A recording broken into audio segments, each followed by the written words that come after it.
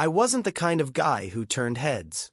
A software salesman from a small town, I'd always been about hard work and modest dreams. Then Lisa came into my life, and everything changed. She was everything I wasn't: glamorous, wealthy, and unapologetically rebellious. Meeting her was like stepping into a movie I wasn't sure I belonged in. We met at a tech conference, of all places. I'd been there pitching my company's latest CRM software, while she was launching a luxury perfume line under her family's empire.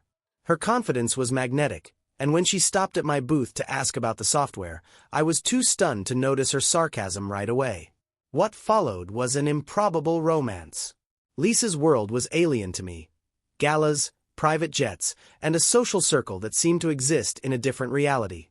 I could tell her family didn't approve. To them, I was an underachieving outsider. When Lisa told me her father insisted on a prenuptial agreement with a clause that prohibited children, I should have taken it as a warning. But I was in love, or at least, caught in the whirlwind of Lisa's charm. For a while, our marriage felt like a victory. I adapted to her fast-paced world, and she seemed to appreciate my groundedness. But it didn't take long for the cracks to appear. Lisa thrived on adventure and risk, always looking for the next thrill. I was content with stability. She wanted late-night parties. I wanted quiet dinners at home. Yet, despite the differences, I convinced myself we could make it work. Looking back, the signs were always there. Her phone calls late at night, her frequent business trips that seemed to stretch longer and longer, and the way she'd laugh off my questions. But at the time, I didn't want to see it. I thought love could bridge the gaps between us, even if her world sometimes felt like a gilded cage. For a while, I believed we were happy, or maybe I just wanted to believe it. Little did I know, that belief was about to shatter. The honeymoon phase didn't last long. Lisa's rebellious streak, which I once found intoxicating, began to clash with my desire for a grounded life. She wasn't just spirited, she was restless. Her world revolved around luxury, glamour, and constant motion, while I was someone who found peace in routines and small comforts. Lisa loved to remind me of the sacrifices she was making to be with me, often in jest but sometimes with an edge that stung. "Do you know how many people told me not to marry you?" she'd say, laughing, but there was always a hint of truth in her words. It wasn't just her friends. Her family made their disdain clear from the start. Her father, the titan behind her family's perfume empire, treated me like a tenant in Lisa's life. At dinners with her family, I was the outsider, sitting quietly while they discussed stocks, acquisitions, and the next gala on their calendars. Lisa's mother wasn't much better. She'd smile at me, but it was the kind of smile that didn't reach her eyes. I tried to ignore it, but their attitudes seeped into our marriage. Lisa would often relay their comments, sometimes in a mocking tone, but I could tell they affected her. "They think I've thrown my life away," she'd say. I tried to reassure her, but there was always a distance I couldn't bridge. Her frequent absences didn't help. At first, it was just an occasional night out with friends or a work trip. Then it became a pattern. She'd leave for days at a time, always with vague explanations. "It's a networking thing," she'd say, or, "I need to clear my head." I wanted to believe her, but doubt started creeping in. The nights alone were the hardest.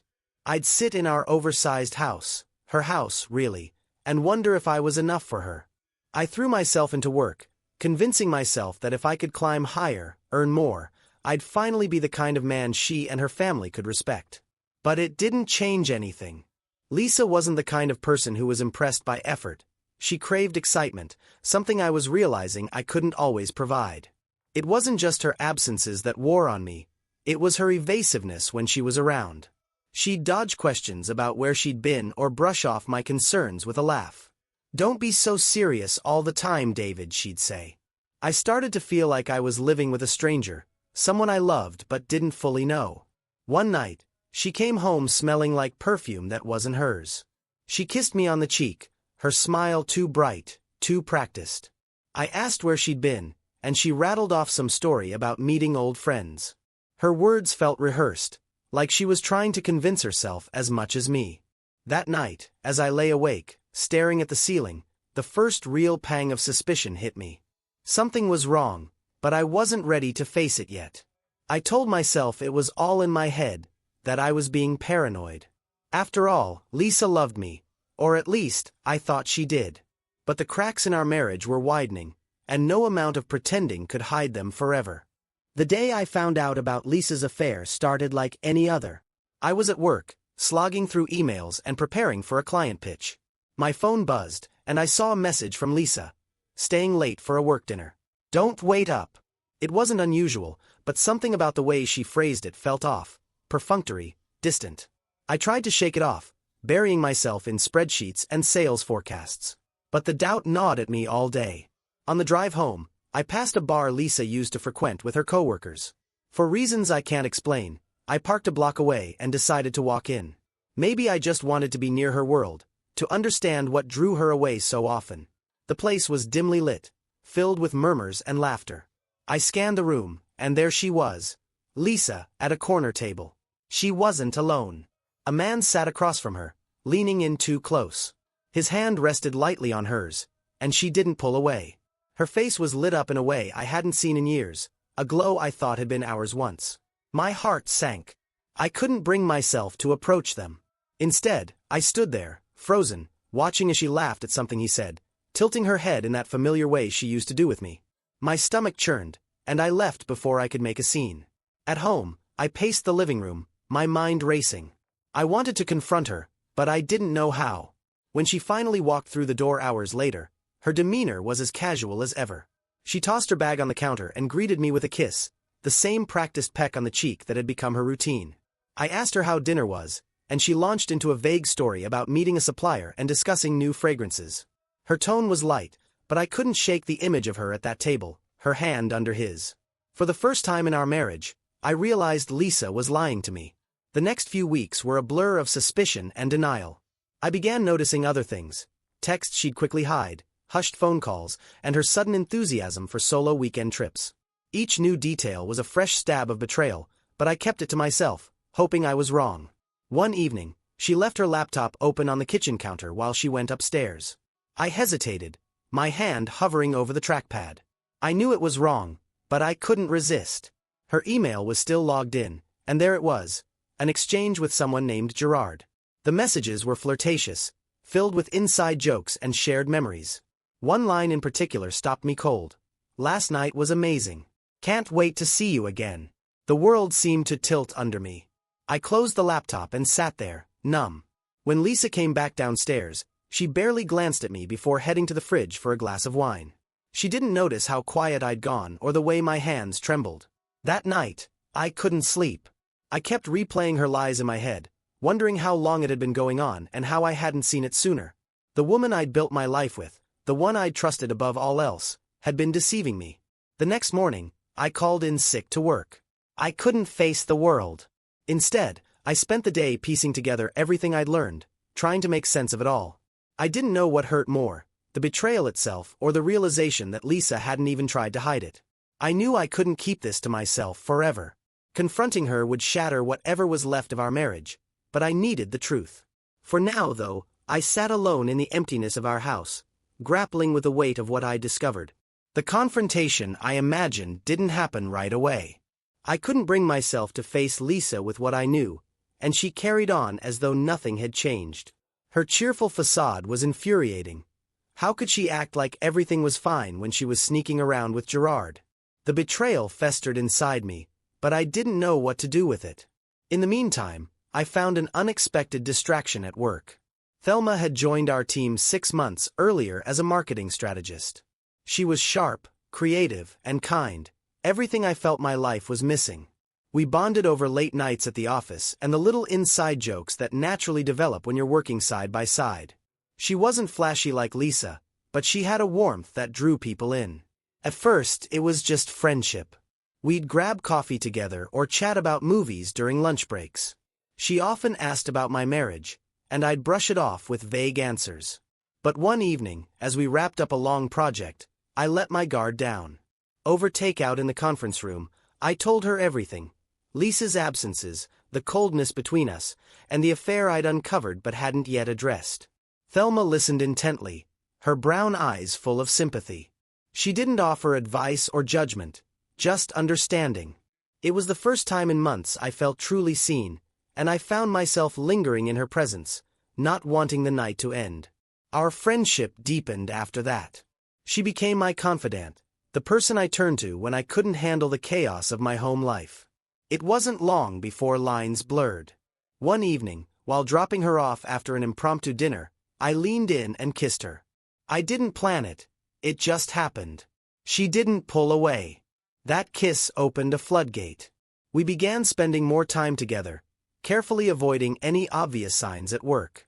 The guilt was there, gnawing at the edges of my happiness, but so was the thrill of being wanted again. With Thelma, I felt alive in a way I hadn't in years. She didn't just listen to me, she supported me, encouraged me, and made me feel like I mattered. It wasn't long before Thelma and I became inseparable, though we kept things quiet. I rented a small apartment nearby under the guise of needing a personal workspace. It became our sanctuary, a place where we could exist without the shadows of Lisa or Gerard hanging over us. Thelma and I talked about everything, including the future. She admitted she wanted children, something Lisa and I had never planned for. At first, the idea scared me. I was already trapped in a marriage weighed down by betrayal. How could I even think about starting another life with someone else? But the more I thought about it, the more I realized how much I craved the stability and joy I saw in Thelma's vision. Months passed, and Thelma found out she was pregnant. It was a moment of fear and elation rolled into one. She was ecstatic, and her joy was contagious. For the first time in years, I imagined a future where I wasn't just surviving, I was happy. But as much as I loved my time with Thelma, it didn't erase the reality of my marriage to Lisa. Every time I returned to the house, the walls felt heavier, the silence more oppressive. Lisa continued her charade, and I began to resent her not just for the affair but for making me feel trapped in a life I no longer wanted. I wasn't blind to the irony. I was furious with Lisa for betraying me while I was doing the same thing with Thelma. But in my mind, it felt different. With Thelma, there was love, a future. With Lisa, there was only the weight of everything we'd lost. I knew this double life couldn't last forever. Eventually, something would have to give. But for now, I clung to the sliver of happiness I'd found with Thelma, even as I dreaded the storm that was sure to come. The confrontation came on a night I wasn't ready for. I was at home, sitting at the kitchen table with a stack of bills, when Lisa walked in. She looked radiant, glowing in a way that made my stomach churn because I knew it wasn't for me. Something in her expression shifted when she saw me, guarded, almost defensive. "David," she said, her voice light but strained, "we need to talk."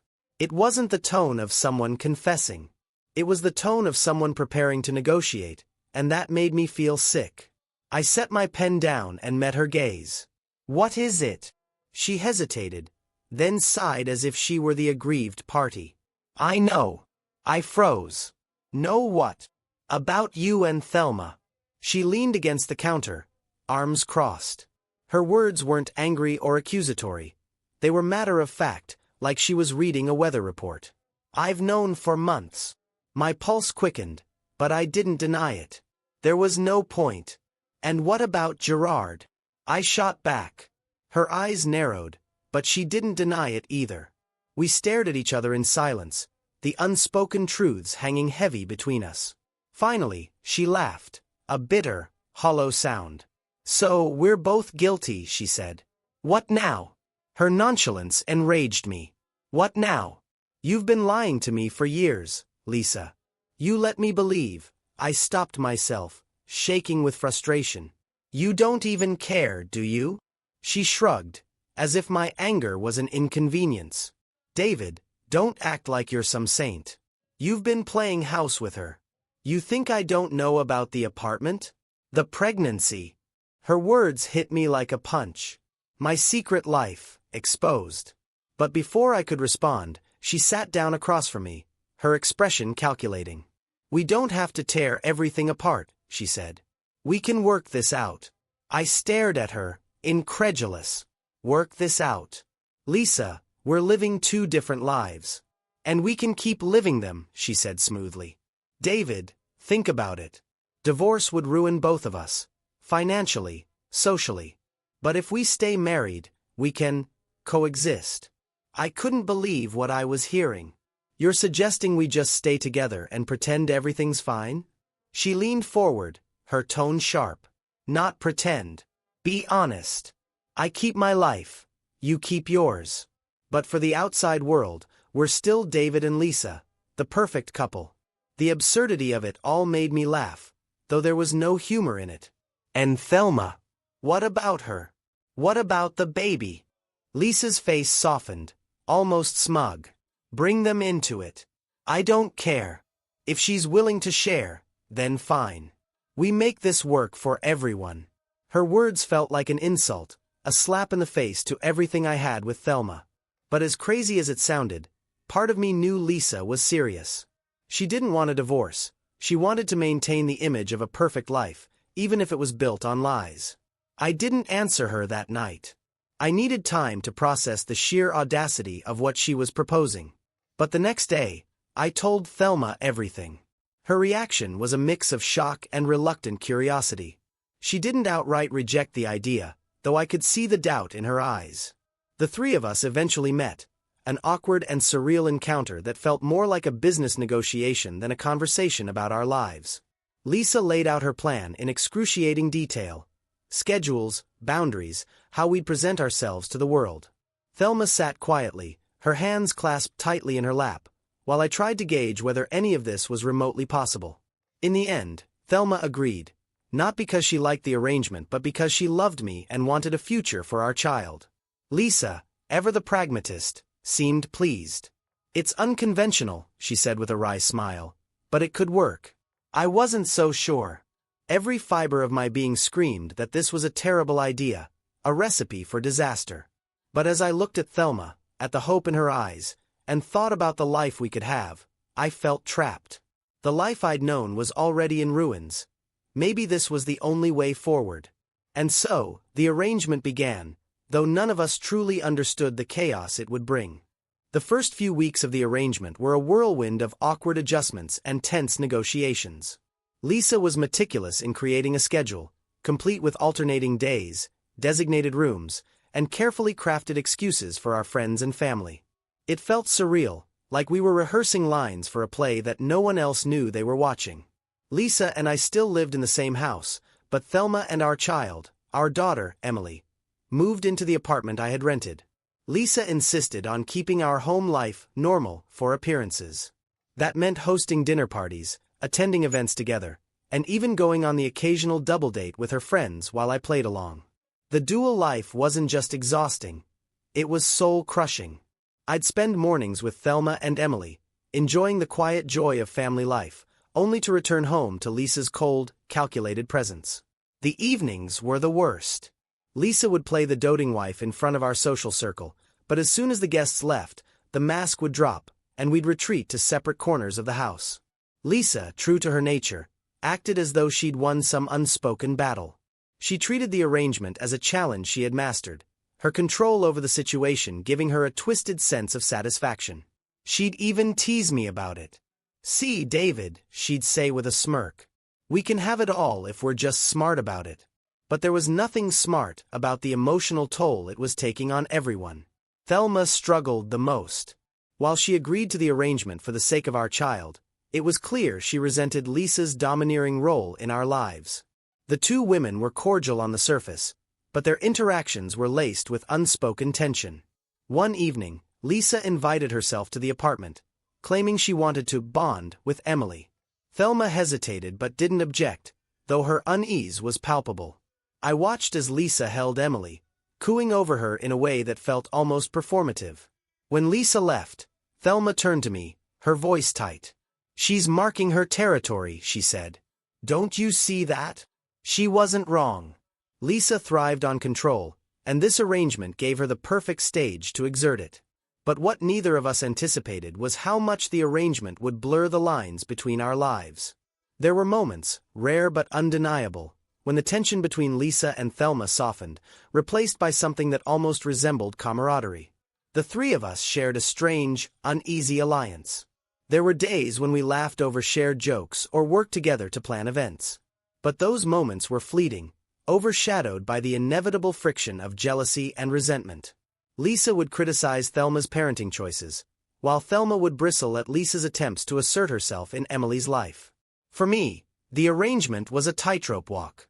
I found myself constantly mediating, trying to keep the peace while navigating my own tangled emotions. I loved Thelma and our daughter, but a part of me couldn't completely detach from Lisa. We had a history, a shared life that was hard to let go of, even after everything she'd done. The outside world remained blissfully ignorant of our unconventional setup. To our friends, Lisa and I were still the power couple, the hosts of glamorous parties and charitable events. To her family, I was still the lucky man who'd married their daughter. And to my colleagues, Thelma was just a supportive partner I occasionally mentioned in passing. The duality was maddening. But the cracks were there, growing wider with each passing day. The arrangement wasn't sustainable. Not in the long term. And deep down, I think we all knew it. For now, though, we soldiered on, each of us clinging to the fragile balance we'd created, hoping it wouldn't come crashing down around us. The arrangement, as tenuous as it was, seemed to settle into a strange rhythm. But like all fragile balances, it was only a matter of time before something, or someone, pushed it off course. That someone turned out to be Lisa. It started with subtle comments. During one of her carefully orchestrated dinner parties, she made a passing remark to her friends about the joys of motherhood while glancing in my direction. Later, she began spending more time with Emily, showing up unannounced at the apartment under the guise of bonding with her niece. Thelma tolerated it, though not without visible frustration. One night, Lisa cornered me in the living room. She was holding a glass of wine, her demeanor uncharacteristically contemplative. "David," she said, her voice softer than usual. "I've been thinking. I want to have a child." I stared at her, caught off guard. "Lisa, you made it clear from the beginning that children weren't part of your plan." She sighed, setting her glass down on the coffee table. "People change. David. I see how you are with Emily, and I realize I've been missing out. I want to experience that too."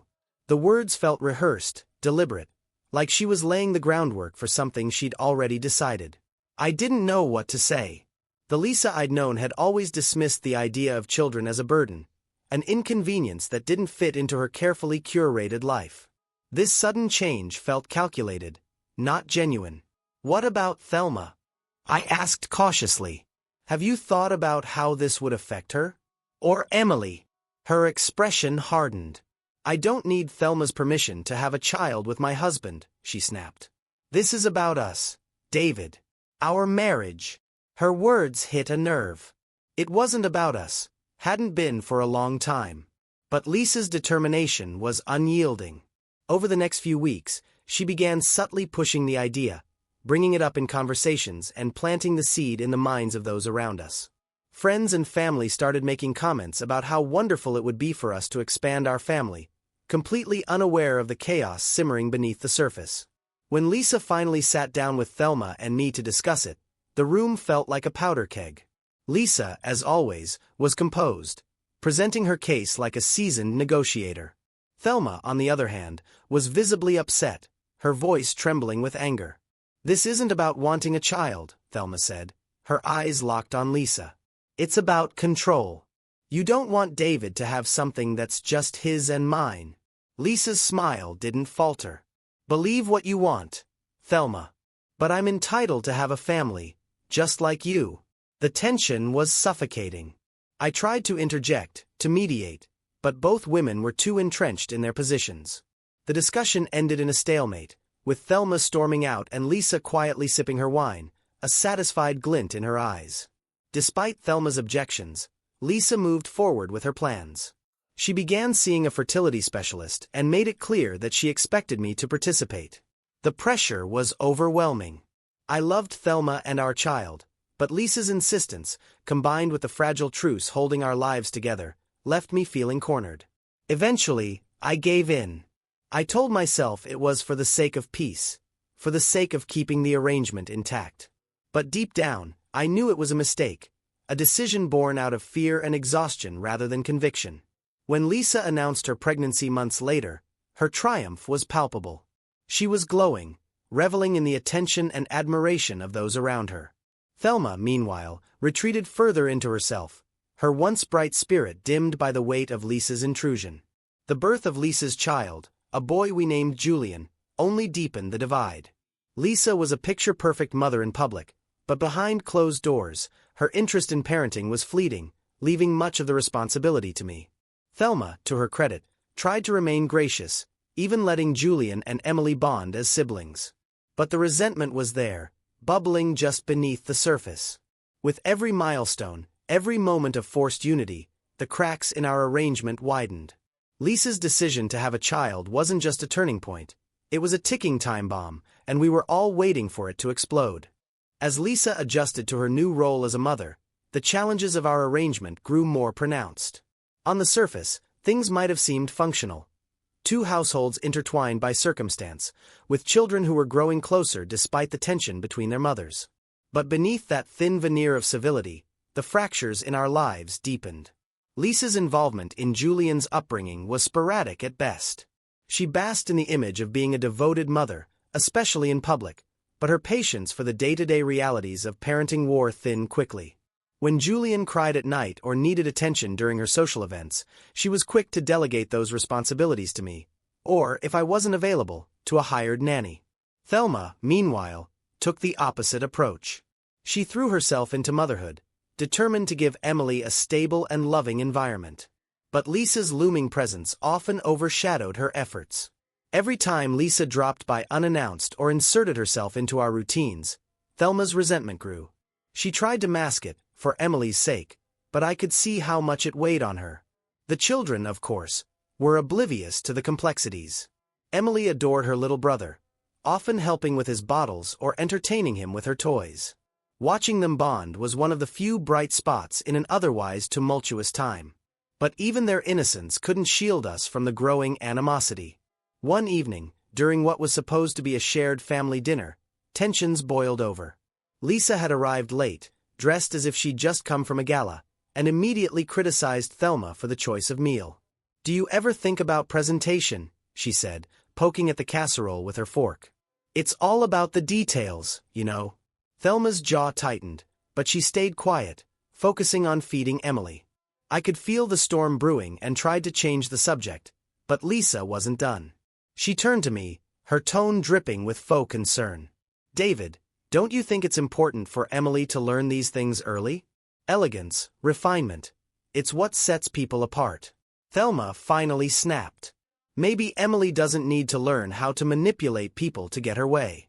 She'll be better off without that kind of lesson." The room went silent. Lisa's eyes narrowed, and her smile turned icy. "Careful, Thelma," she said. "You wouldn't want to overstep your place." I stepped in before things could escalate further, urging Lisa to drop it and redirecting the conversation to something mundane. But the damage was done. That night, Thelma pulled me aside and made it clear she was reaching her breaking point. "I can't do this anymore," she said, her voice trembling. "She's always here, always pushing, always trying to prove she's better than me. I thought I could handle it for Emily's sake, but it's tearing me apart." I didn't have an answer for her. I felt just as trapped, caught between two women who represented two halves of my life. One built on years of history and compromise, the other on love and hope for a better future.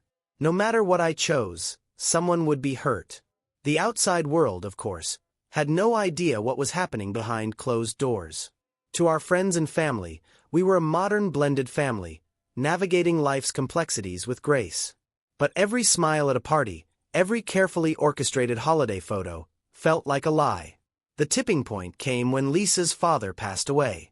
His death brought a flood of attention and scrutiny, as Lisa became the new face of the family empire. She thrived in the spotlight, using her newfound influence to assert even more control over our lives. Suddenly, every decision, whether it was about Julian's schooling or how we spent holidays, became a power play. Thelma, overwhelmed by Lisa's constant meddling, began questioning whether staying in this arrangement was worth it. "Is this the life you want for us?" she asked one night, tears streaming down her face. For Emily, to always feel second to her. I didn't know how to answer. The cracks were no longer cracks, they were chasms, threatening to swallow everything we'd built. And as much as I wanted to believe we could navigate the chaos, I was starting to realize that the arrangement wasn't just unsustainable, it was breaking all of us. The arrangement, as fragile as it had been, was crumbling. Lisa's dominance, Thelma's frustration, and my inability to reconcile the two worlds had created a toxic environment. The children were the only ones thriving, blissfully unaware of the underlying tension. But even their innocence couldn't mask the inevitable collapse. It all came to a head on a cold autumn evening. Lisa had thrown a dinner party to celebrate Julian's first birthday, inviting her influential friends, business partners, and family. Thelma and Emily were there, too, but they might as well have been invisible. Lisa barely acknowledged them, too busy basking in her curated image as the perfect mother. During her toast, Lisa thanked everyone for their support and gushed about motherhood, painting a picture so far from reality that I could barely keep my composure. She even made a dig at Thelma, thanking her for being so accommodating during this transitional phase of our lives. Thelma, sitting at the edge of the room, looked like she was holding back tears. I couldn't take it anymore. I stood up, interrupting Lisa mid-sentence. Enough, I said, my voice steady but firm. We can't keep pretending like this. The room fell silent, all eyes on me. Lisa stared, her smile faltering. David, what are you doing? I'm done, I said, my gaze shifting between her and Thelma. This arrangement, it's not working. It's hurting everyone, especially the people I care about most. The guests murmured awkwardly, but I didn't care. I walked over to Thelma, who looked stunned, and took her hand. I love you, I said, my voice breaking. And I can't keep letting this situation tear us apart. Lisa's composure cracked for the first time in years. She looked at me, then at the guests, her face a mixture of anger and disbelief. David, you're making a scene, she hissed, trying to maintain control. No, Lisa, I replied. I'm making a choice. For once, I'm choosing what's right for me. For us. I glanced at Emily and Julian, who were playing in the corner, blissfully unaware of the storm brewing around them. And for them. That night marked the beginning of the end. Lisa, furious and humiliated, stormed out with Julian, leaving the party in chaos. Thelma and I returned to the apartment, where we spent hours talking, finally laying everything bare, our fears, our hopes, and the pain we'd endured. Over the following weeks, I filed for divorce. Lisa fought me at every turn, using her resources and influence to make the process as grueling as possible. But I was resolute. For the first time in years, I felt a sense of clarity, even if the path ahead was uncertain. Thelma and I worked to rebuild our relationship, focusing on Emily and the life we wanted to create together. It wasn't easy. The scars from the past ran deep, and there were moments when doubt crept in. But we took it one day at a time, determined to find happiness amidst the wreckage. As for Lisa, she eventually softened, though not out of remorse. I think she realized that fighting me only prolonged her own unhappiness. She shifted her focus to Julian and the family business, maintaining her carefully crafted image. We stayed civil for the children's sake, but the distance between us was palpable. Forgiveness wasn't immediate. It took years to let go of the anger and resentment, to stop replaying every betrayal and harsh word. But time, as it often does, brought perspective. I learned to forgive not just Lisa, but myself, for the mistakes I'd made, the things I'd overlooked, and the choices that led us here. Thelma and I eventually married, a small ceremony with just close friends and family. Emily was our flower girl, and Julian, by then old enough to understand, joined in the celebration with a wide grin that melted away the lingering tension. Our blended family wasn't perfect, but it was ours. And as I watched my children grow, I realized that love, in all its messiness and imperfection, had the power to heal, even the deepest wounds. Years passed, and the chaos of those earlier days began to fade into memory, like the end of a long, turbulent storm. Life wasn't perfect, far from it, but it felt real, grounded in something I hadn't experienced in a long time: peace. Lisa and I maintained a cautious civility. Our interactions were limited to co-parenting Julian and occasional public appearances where appearances had to be kept. She remained the polished, ambitious woman I had married, but there was a distance in her now, a wall she seemed determined to keep up. Perhaps it was guilt, Or maybe it was just her way of protecting herself. Either way, I didn't dwell on it. My focus was on the life Thelma and I were building. Thelma and I moved into a house together. A modest home, filled with laughter and the kind of warmth that had been missing for so long. Emily grew into a bright, compassionate child, and Julian, despite the unconventional circumstances of his upbringing, became a curious and spirited boy. The two were inseparable, their bond a constant reminder of what truly mattered. There were challenges, of course. The kids started asking questions as they grew older, trying to piece together the puzzle of their unusual family dynamic. Thelma and I were honest with them, in age-appropriate ways, explaining that families come in all shapes and sizes. Julian, especially, struggled at times, torn between his life with Lisa and the one he shared with us. But we worked through it, together. Looking back, I sometimes marveled at how much had changed. The man I was when I married Lisa, naive, eager to please, always chasing her world, felt like a stranger now. I had learned so much in the years since, about love, betrayal, resilience, and the importance of knowing your worth. The pain of those years hadn't disappeared, but it had transformed, becoming a part of me rather than defining me. Forgiveness, I realized, wasn't about excusing the hurt. It was about freeing myself from it. I forgave Lisa for her betrayals, not because she asked for it, she never did, but because carrying that weight only held me back. And I forgave myself for staying in a marriage that was broken long before I was ready to admit it. As for Thelma, she became my rock, my partner in every sense of the word. Together, we created a life built on trust and mutual respect, learning from the mistakes of the past. Our home was far from glamorous, but it was filled with love, and that was more than enough. Sometimes, late at night, I'd find myself reflecting on the journey that had brought me here. I'd think about Lisa, about Gerard, about the twisted, tangled mess of emotions that had once consumed my life. I didn't hate them anymore. Instead, I felt a quiet gratitude, not for the pain, but for the lessons it had taught me. Life isn't a straight line. It's messy, unpredictable, and often unfair. But it's also full of second chances, of unexpected joys and opportunities to grow. And as I watched my children play in the backyard, their laughter echoing through the house, I knew I had found my way through the storm. Not every story ends in the way you'd expect, or even the way you'd hope. But sometimes, that's okay. Sometimes, the messiness of love is what makes it worth fighting for.